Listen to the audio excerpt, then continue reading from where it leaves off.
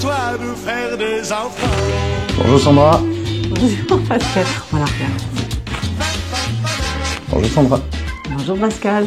Bonjour les parents. Bonjour les professionnels de la petite enfance. De nouveau, on se retrouve pour une pettoute question. Alors, cette question, elle nous est posée par Lucille. Alors, Lucille, elle nous dit, elle est à Carpentras dans le Vaucluse. C'est un faux prénom. On change systématiquement les prénoms pour un souci de confidentialité. Elle nous dit, je suis fan de vos vidéos que je trouve très intéressantes. Pourtant, j'ai beau appliquer tous vos conseils, ça ne marche pas toujours. Et oui, par exemple, quand vous dites qu'il faut parler à l'enfant et mettre des mots sur ses émotions quand il fait une crise de colère, j'essaye de le faire, mais ça ne marche pas. Ma fille fait des caprices à répétition, plusieurs fois par jour, et rien n'y fait. J'essaye de repérer ce qui déclenche ses colères, mais je ne vois rien. Au final, c'est moi qui craque, et ça m'épuise, et elle nous écrit « Au secours ». Lucille, on lui dit quoi ? On lui dit, et effectivement, c'est épuisant, la colère de l'autre, les émotions de l'enfant. Quand l'enfant est dans la colère, une fois qu'elle est déclenchée, cette colère, c'est-à-dire que l'émotion est venue, il faut que ça décharge. Donc de toute façon, il va y avoir une phase pendant laquelle on ne va pas pouvoir faire grand-chose. Toutefois, c'est bien de lui nommer son émotion, mais comme on l'a déjà dit, pas en disant « Oh, mais tu as l'air en colère, mon petit Mathieu ». Non, non, non, c'est « Dis donc, tu as l'air vraiment en colère, là, mais moi, je serais sûrement comme ça à ta place, mais en tout cas… » C'est comme ça, la règle c'est ça, enfin je sais pas pour quelle raison il se met en colère, mais une fois qu'il est en colère, de toute façon, il va falloir que ça décharge.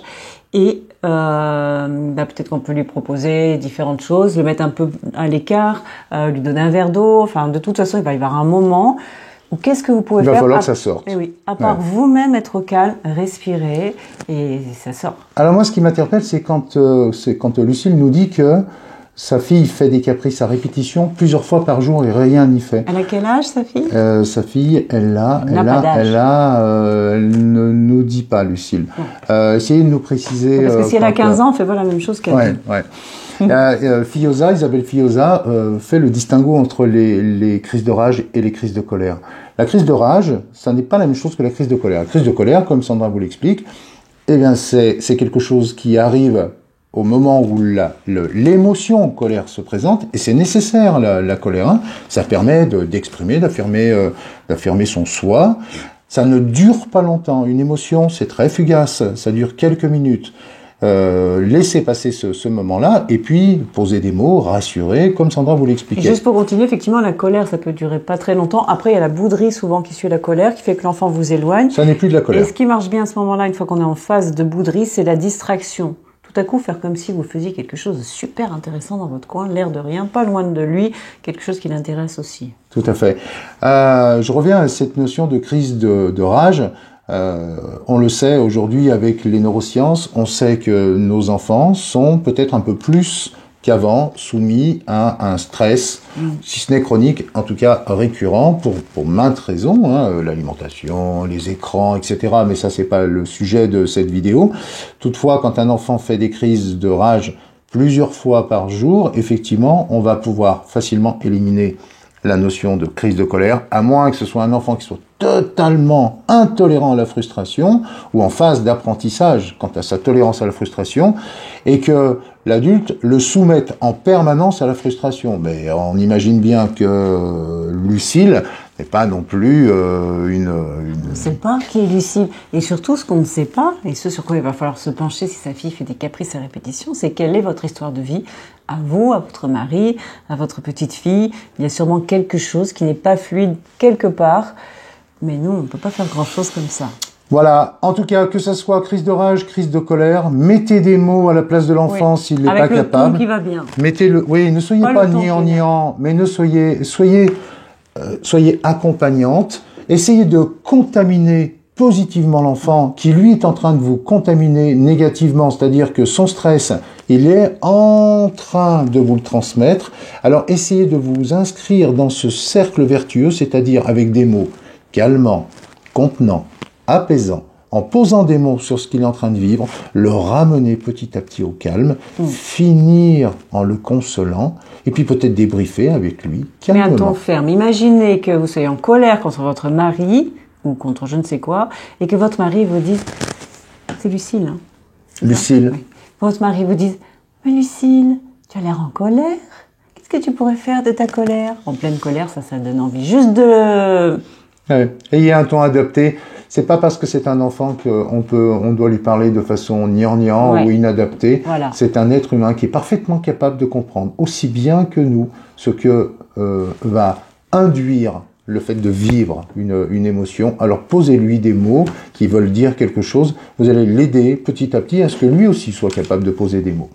J'ai juste envie, avant de dire au revoir, de rappeler que toutes ces vidéos, parce que c'est ce que j'ai lu dans un mail qui m'a été envoyé dernièrement, on est bien d'accord que c'est pas avec une vidéo généraliste comme celle-là que l'on peut prendre en considération un cas très très très précis. On répond de façon générale. Il y a un moment, quand vous êtes débordé, plutôt que vous acharner et puis de vous faire du mal et d'entrer dans le stress avec l'enfant, faites-vous aider.